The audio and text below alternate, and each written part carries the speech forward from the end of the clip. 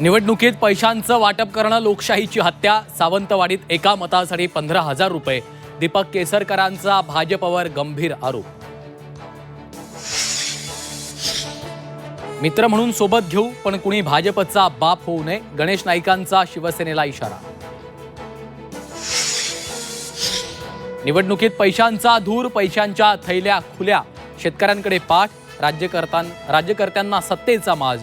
पत्रकार परिषदेतून उद्धव ठाकरेंचा हल्लाबोल. सिंधुदुर्गात महायुतीमध्ये जोरदार घमासान. मालवणमध्ये भाजपनं पैसे वाटल्याच्या आरोपांवर शिवसेनेचे आमदार निलेश राणे ठाम. रवींद्र चव्हाण टार्गेटवर, तर नितेश राणेंनी आरोप फेटाळले. राज्यातील स्थानिक स्वराज्य संस्था निवडणुकांचा मार्ग मोकळा. निवडणुकांना स्थगिती देण्यास कोर्टाचा नकार. आता 21 जानेवारीला होणार पुढची सुनावणी.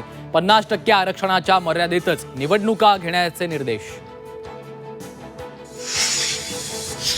सुप्रीम कोर्टाचा देवेंद्र फडणवीसांना दिलासा. विधानसभा निवडणुकीसंदर्भातील फडणवीसांविरोधातली याचिका फेटाळली.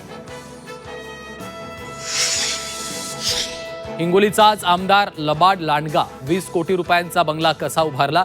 आमदार संतोष बांगर यांचं तानाजी मुटकुळेंना प्रतिसवाल.